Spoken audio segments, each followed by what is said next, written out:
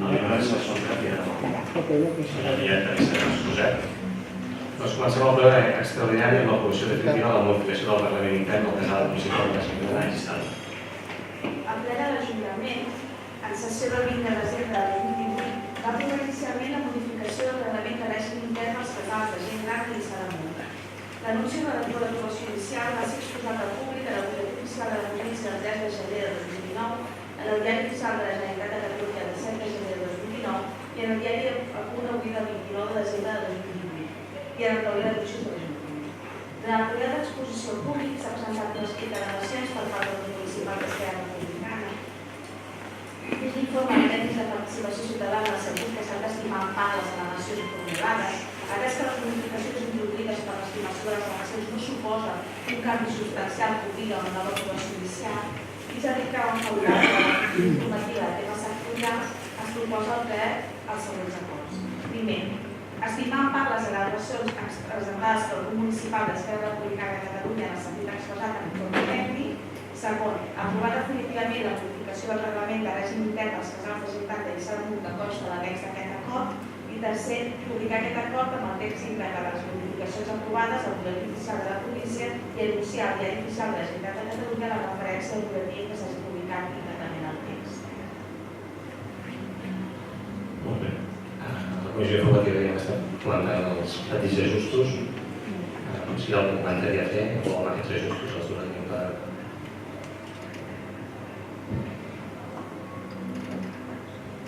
Sí, nosaltres considerem que recull el sentit de la relació que vam fer i per tant votem a favor. Sentit de vot a favor? A favor? A favor, per tant quedat aprovat per unanimitat. Molt bé. Passem al punt número 2, que és l'aprovació inicial de la modificació puntual del Pla General d'Ixamunt a l'àmbit del centre, Pau 18 Centre, Can Guadanyari i Pau 19 Centre, Can Francesc. L'Ajuntament d'Ixamunt promou i impulsa la tramitació de la modificació del Pla d'Ordenació Urbanística Municipal en l'àmbit centre en col·laboració amb l'Institut Català del Sòl que s'encarrega de la redacció tècnica del document. El principal objectiu d'aquesta modificació és establir l'ordenació general del nou centre del municipi per tal d'escollir desenvolupar la urbanització de vials i la construcció de les edificacions que crearan un punt neuràlgic dins de la trama urbana actual, generant un conjunt de places i carrers que passaran a ser el nucli urbà, potenciant la resta d'espais que representen el centre de Lliçà d'Amunt. La conformitat que estableix l'article 85 i 99 del Tema Legislatiu d'Urbanisme és el dictamen favorable de l'actuació informativa d'urbanisme amb el vot particular del grup municipal d'Esquerra en el sentit que s'hauria d'aclarir quin seria el sistema d'adquisició dels terrenys del carrer Sant Joan 75, entre d'altres aclariments, es proposa al ple de l'Ajuntament l'adopció dels següents acords. Primer, aprovar inicialment la modificació puntual del vigent Pla d'Ordenació Urbanística Municipal en l'àmbit centre que proposa la modificació dels actuals àmbits PB1 de Can Guadanyari que passa a ser el Pau 18 i PB2 Can Francí que passa a ser el Pau 19. Segon, exposar al públic aquesta aprovació per un període d'un mes mitjançant la dicta al Butlletí Oficial de la Província i anunciar uns diaris de major difusió. Molt bé. Lourdes?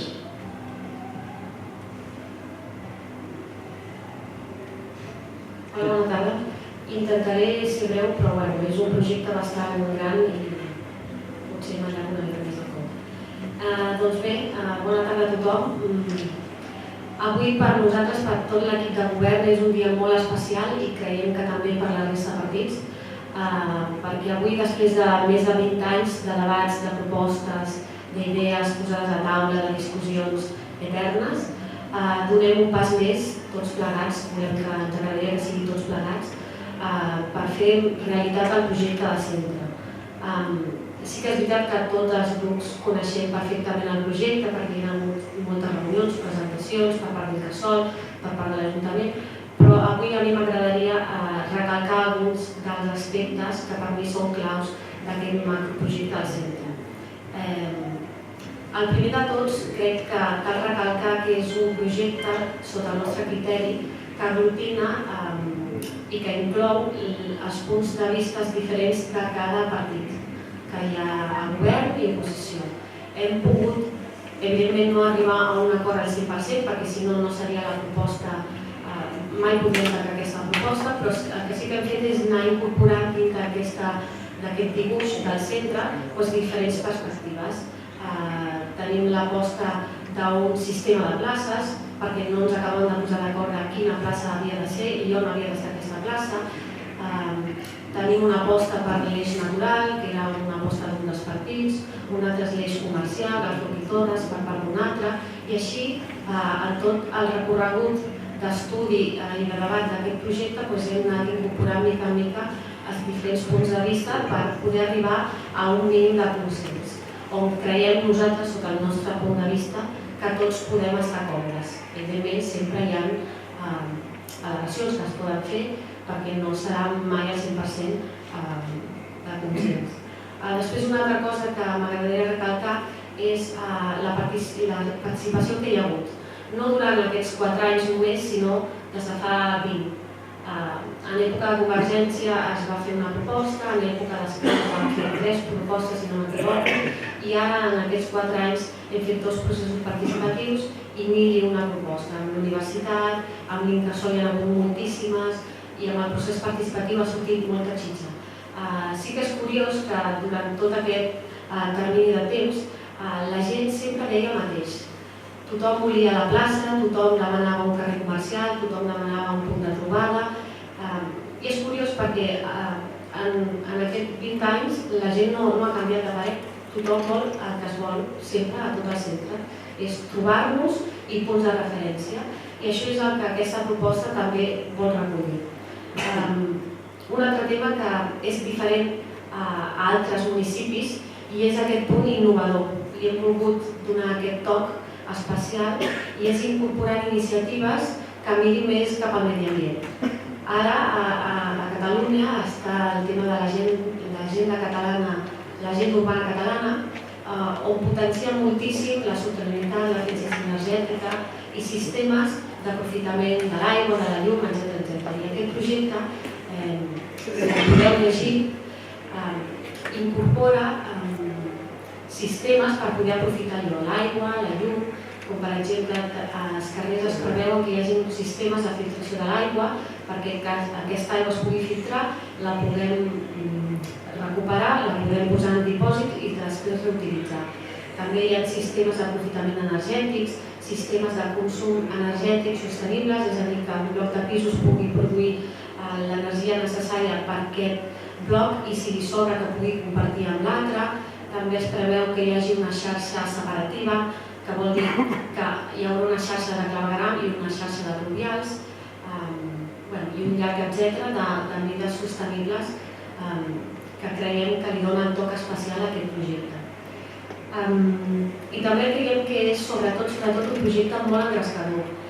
Com deia al principi, és un projecte on tenim un eix comercial molt potent al llarg de tot Folc i Torres, que el que vol és connectar els diferents trams del centre, que ja existeixen, que ja estan consolidats, però que a la vegada es creu amb aquest eix natural, la Rambla Verda, que li diem, que ens agrada molt aquesta paraula, que aniria des de Can Malé fins al riu i que ens pot connectar amb el Pinar, que seria també un punt central que passaria per aquestes 3 places, que són totalment diferents però que a la vegada es connecten, una plaça més lligada a un equipament, una altra lligada a la masia de Can Francí, que també passaria a ser un equipament, i una altra que lligaria també amb la zona comercial i podrien conviure perfectament. També juguem amb les altures dels edificis, amb les obertures de les finestres, textures dels edificis, etc. I per últim, ens agradaria recalcar, a mi en especial, que aquest projecte, tot i ser molt gran, molt extens, hi ha una molt alta qualitat tècnica. Portem més d'un any, si no m'equivoco, un any treballant amb Incasol. Hi ha 3 arquitectes noies que s'han dedicat exclusivament a redactar aquest projecte. Hem tingut l'assessorament per part de la Universitat Politècnica de Catalunya, amb un catedràtic en urbanisme, especialista en aquest tema, i també han participat altres despatxos d'arquitectes per fer l'estudi de mobilitat, el mediambiental, l'econòmic, la memòria social, etc. I creiem que tot això, que l'aposta política a la qualitat tècnica, ens fa pensar i volem que aquest projecte sigui el que es pugui implantar a Lliçà perquè bàsicament el municipi s'ho mereix. I i és per això i per molts motius, moltíssims, que podríem acabar mai, és perquè demanem que tots voteu a favor. Moltes gràcies. Quim? Bé, que després de l'avaluació inicial i de la període d'esmenes, al·legacions, evidentment, no la recordem a tot el que toca delegacions. Al final vam tenir una comissió informativa bastant, em sembla a mi, que vam analitzar amb molta profunditat el projecte. Però bé, aquesta vegada m'he fet un guió per veure si no em perdo, perquè hi ha molts punts a tenir en compte en aquest projecte. Tot pensant, després de fer el guió, encara n'afegiria més, no, potser si entrem en debat potser n'afegirem més de temes. Però bé, bàsicament el plantejament del centre el fem per obtenir un resultat determinat. No ho fem per fer-ho, en tot cas, allà està el terreny. Ho fem perquè políticament la gent que ara estem a l'Ajuntament busquem uns objectius determinats. Els objectius, a grans trets, seria la dotació d'equipaments públics i privats de manera que es generin sinergies en les seves ubicacions. Això vol dir no tenir dos escampats, sinó que aquest comerç i aquests equipaments públics que posarem en aquesta zona ens creïn alguna cosa. Quina cosa? El segon punt, que seria proveir espais d'interrelació social, que és això, el passeig que diem, que sortia sempre en els processos participatius de la zona de passeig de Lliçà d'Amunt que tothom troba a faltar. I un tercer punt, que lligaria una mica amb l'estructura de com ha crescut aquest centre urbà nostre, que és completar l'estructura viària del municipi. Al centre li falta aquesta interconnexió dels diferents carrers. En resultes d'aquest tercer punt seria el quart, que seria estructurar la mobilitat. Al nostre municipi la mobilitat va una mica pels vells eixos de camins, però no hi ha una estructura urbana de mobilitat pensada i òptima. I per últim, i no menys important, potser els resultes de tota la resta, és obtenir un espai qualificat per situar l'habitatge públic al municipi, o una part de l'habitatge públic al municipi. Evidentment, si tenim un espai on hi ha uns bons equipaments, on hi ha uns bons espais d'interrelació social, aquelles places que comentava ara a Lourdes, on la mobilitat és possible, tindrem aquest espai on posar l'habitatge protegit del municipi i, per tant, donar-li cos en aquest centre. Per nosaltres, però, el planejament resultant, que hem conegut ara fa 3 setmanes, té uns certs motius de preocupació. El primer de tot, el primer que es va cridar l'atenció, que va ser l'última qüestió que va sortir a la presentació, va ser l'increment injustificat del potencial d'habitatge en aquest camp.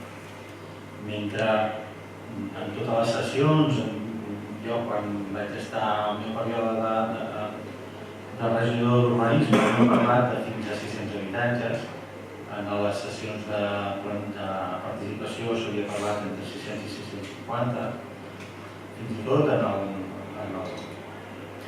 aquest balanç de mandat que sortirà, no sé, la llista de PDF, ja deu estar publicat, que publica l'informe d'aquest balanç de mandat es parla entre 600 i 700, però la realitat és que el planejament que avui s'aprovarà aquí està preveient 775 habitatges.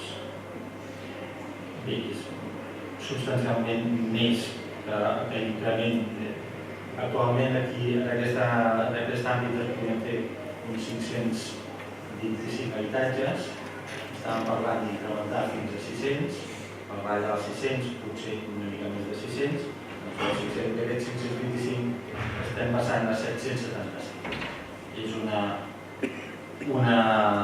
increment molt important respecte a un POUM que hem de recordar que és aprovat fa molt pocs anys i per tant amb un balanç econòmic se suposava que equilibrat.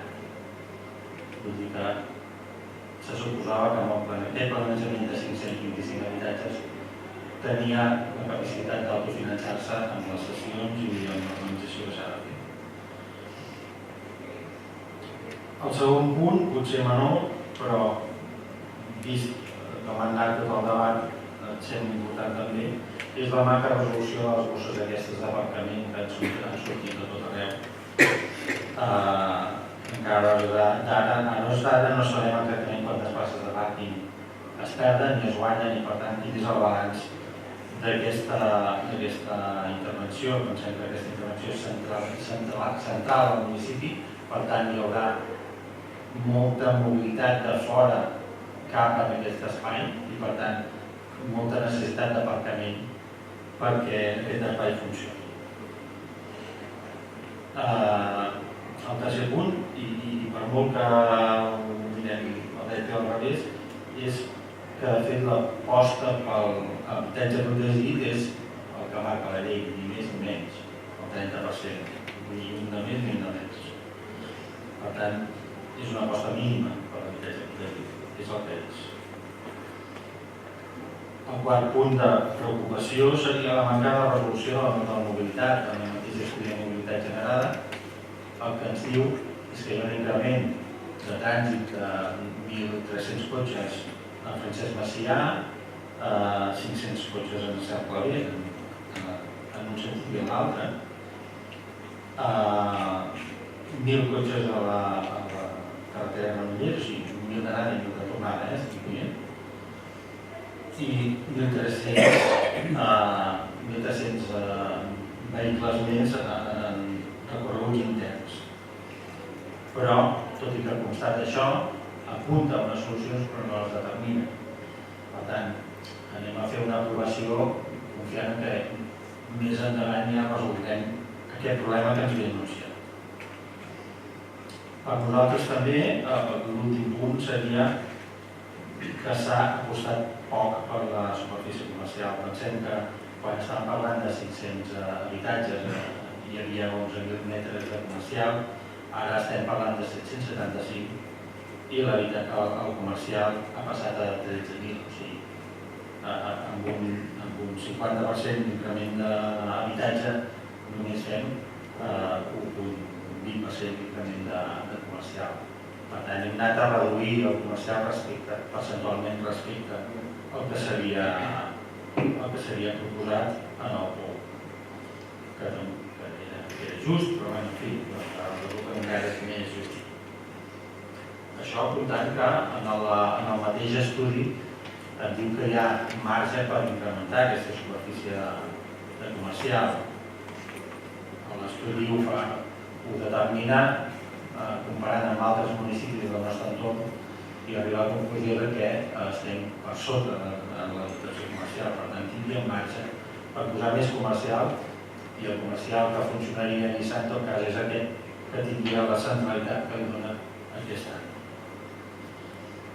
També veiem contradiccions en el procés participatiu. Jo vaig participar tant com a poble, diguéssim, com se'm va convidar en el grup motor i per l'experiència que jo en tinc i per el resultat que es determina també en la memòria que forma part d'aquesta actuació, el nombre d'habitatges mai es va parlar d'aquesta xifra, sempre es va parlar d'entorns menors.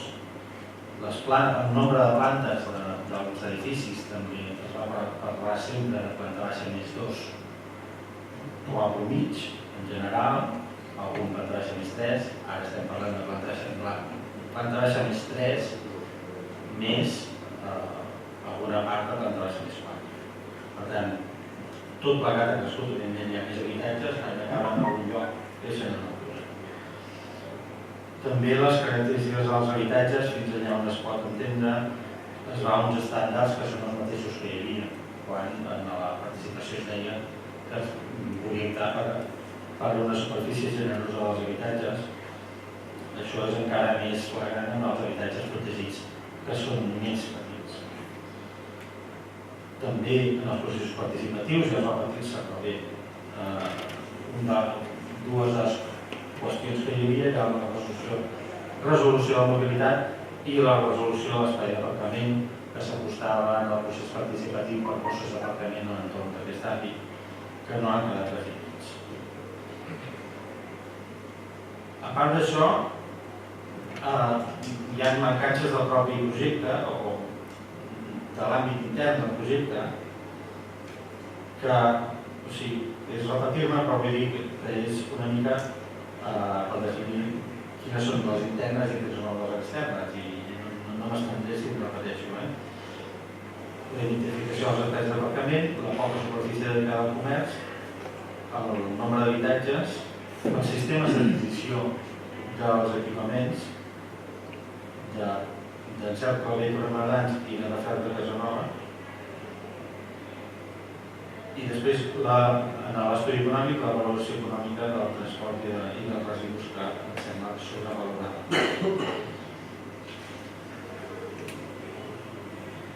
En els factors externs de l'àmbit, les mancances que hi trobem, i recordem que estem aprovant una modificació no només de l'àmbit, sinó que a més de modificació de l'àmbit hem d'arrossegar tot el que hi ha al seu entorn, és el que us deia, l'increment de trànsit de Reunió Montbui, Francesc Macià i em sembla bé i la carretera de Granollers,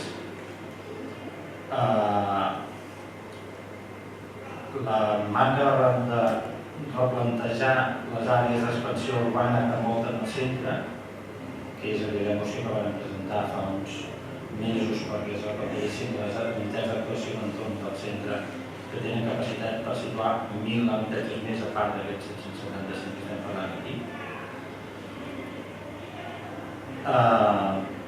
La resolució de la zona verda aquesta que dèiem que ara mateix serveix d'aparcament a la piscina i que s'hauria de resoldre. S'hauria de resoldre ara perquè estem fent un gran canvi en el planejament. Canviar aquesta zona verda en aquest moment és lògic fer-ho i no fer-ho com una actuació independent.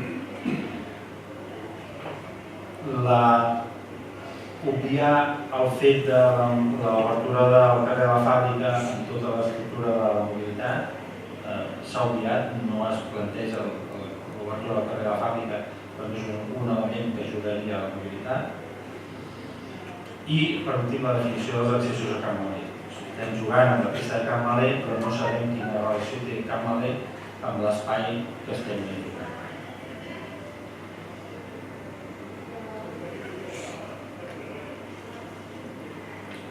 A part d'això també trobem, ho veieu que tinc el biblioteca ben escrit, mancances estratègiques en aquest plantejament. En general ja ha sortit abans, no cal que apuntis gaire perquè més o menys vaig repetint els mateixos arguments vistos des de diferents punts de vista, però em sembla que en tot cas és important remarcar-los el perquè. L'impacte de l'increment de població resultant no és com a mancança estratègica d'aquest plantejament que estem fent. No plantegem aquest impacte en la població global del centre. Tampoc tenim la visió global d'aquest potencial urbanístic del municipi perquè no tractem les altres peces que us deia que són annexes al centre i en canvi generen una possibilitat d'expansió molt més gran que va molt més enllà que aquest propi centre que creiem tan poc.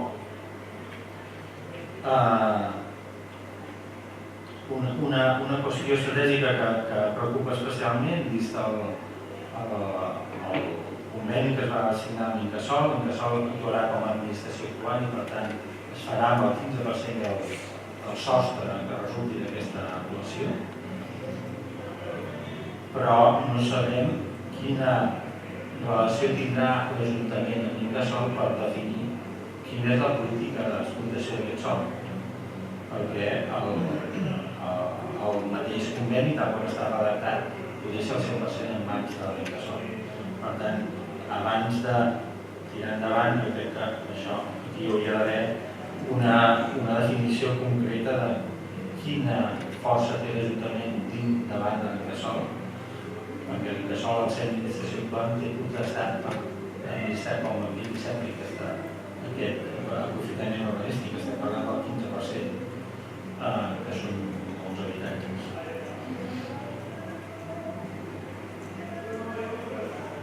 També connectat amb el comerç, amb el terciari, per entendre'ns, perquè no és només comercial, serien altres activitats, altra estratègia d'activitat econòmica local. O sigui, què anem a fer? Aquí tenim un potencial de metres quadrats que l'estudi econòmic,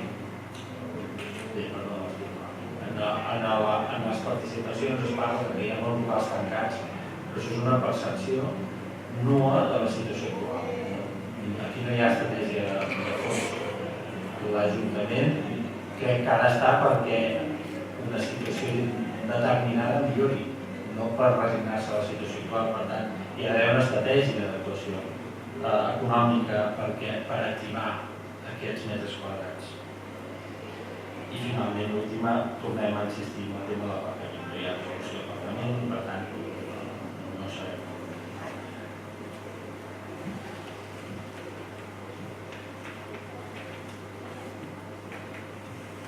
Creiem nosaltres que s'ha de redimensionar l'actuació, que es pot redimensionar l'actuació, perquè l'estudi econòmic es dedueix que és possible, que no és una cosa inevitable haver de fer 775 pisos per poder tenir aquest centre, sinó que es paga amb uns quants pisos menys.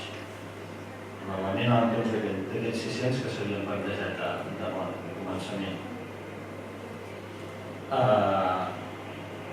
Bàsicament, el plusvàlua que genera triplica el valor actual dels terrenys. Per tant, el valor teòric, no estem parlant ningú multiplicar per 3, però sí que és veritat que l'estudi econòmic el que ha de justificar és que els propietaris no perden res en el canvi de planejament i al final el que està justificant és que multipliquem per 3 el valor dels terrenys. A favor de reduir l'habitatge, el nombre d'habitatges, hi hauria un parell de factors. Aquest 30% d'habitatge protegit pot ser superior. La llei mana com a mínim el 30%, però no posa el màxim. Per tant, si reduíssim el nombre d'habitatges, podríem mantenir el nombre d'habitatges protegits. També l'aprofitament. Aquest 15% d'aprofitament que determina el planejament també és un mínim. Nosaltres podem incrementar aquest 15% d'aprofitament que es queda a l'administració actual. Per tant, podríem reduir l'aprofitament privat mantenint el benefici públic. Vaig acabar.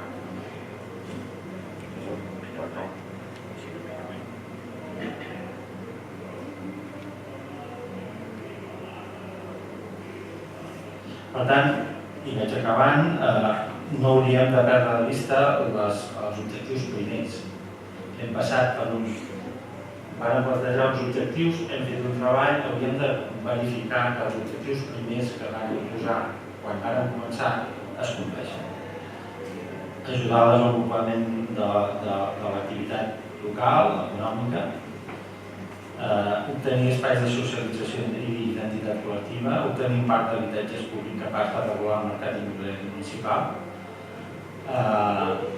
procurar una oferta major d'habitatge plurifamiliar, que tota l'oferta del municipi estan unifamiliars, per fixar la població que prefereix aquest tipus d'habitatge i tenir una xarxa viària en condicions en el centre.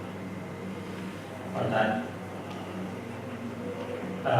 fem allò que és necessari per tenir això, que mantenim la prioritat pública per aquests objectius. Entenem que no. Adjunt a això he de dir, ja fora diguéssim d'argumentari, que en la comissió informativa vam demanar uns certs aclariments que ens han arribat avui a les 12 migdia. I per tant, jo anava a demanar-ne més, però evidentment materialment és impossible que em contestéssim. El principal, el que va originar el nostre vot en contra o condicionat és la manera, el sistema d'adquisició d'aquests terrenys d'equipaments que no són uns, com pensava la comissió informativa, mirar millor la documentació és que són dos. Són aquest solar que hi ha al costat de l'Ajuntament, la meitat del solar que hi ha al costat de l'Ajuntament actual, el carrer Circulavent Torre Mardans, i el pàrquing que hi ha a la policia, que en aquell moment jo pensava que era públic, no, és un terreny privat, és un terreny, i que també és terreny d'equipaments i que tampoc té un sistema d'adquisició que estigui regulat en aquesta modificació. Fins on jo sé, quan hi ha un canvi de planejament i es vol adquirir un solar, un patrimoni que ara mateix és privat, s'ha d'establir quin és el sistema d'adquisició, perquè si no, queden definit. En tot cas, evidentment, són coses que estan externes, que són externes en aquest àmbit d'actuació, però que queden definits en aquest moment com a equipament.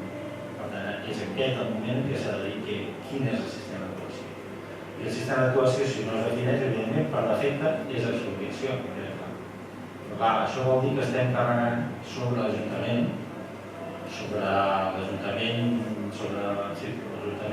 en qualsevol moment, en el moment que consideri que ara tenen endavant aquest equipament o en el moment en què el propietari, quan passa el termini, pot exigir que se li expropiï unes càrregues que s'haurien de quantificar. S'haurien de quantificar o s'hauria de valorar si es poden obtenir per altres mitjans, ja que estem fent una actuació de 775 habitatges. O sí, evidentment és el correcte en l'altre, no sé, en tot cas s'hauria d'haver valorat.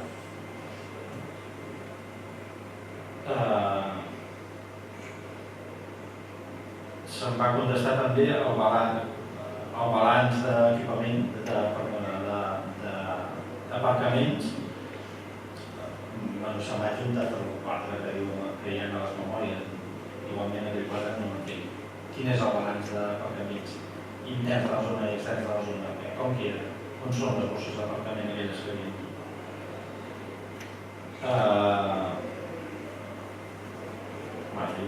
És unes errades, etc. El tema dels reallotjaments, bé, a la memòria diu que no n'hi ha de reallotjaments, ara a la resposta diu que s'ha de valorar si n'hi haurà o no n'hi haurà. Diu que no n'hi ha. La modificació del punt no preveu actuacions de transformació o millora urbana que afectin habitatges existents on s'hi estigui residint i per tant es consideren que no generaran necessitat de reallotjament. I ara la resposta que fan és s'haurà de valorar en el moment de fer-ho. O sí o no.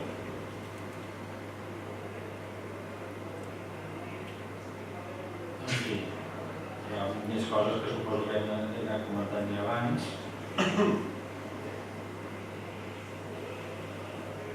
La justificació dels 775 habitatges, 750 més 25, ho diu perquè diu que el model urbanístic del centre requereix una intensitat d'usos elevada, tant residencial com d'altres usos que garanteixin la propietat. Això, que es fa des del punt de vista de l'àmbit de l'Incasòl, dels redactors d'aquest projecte,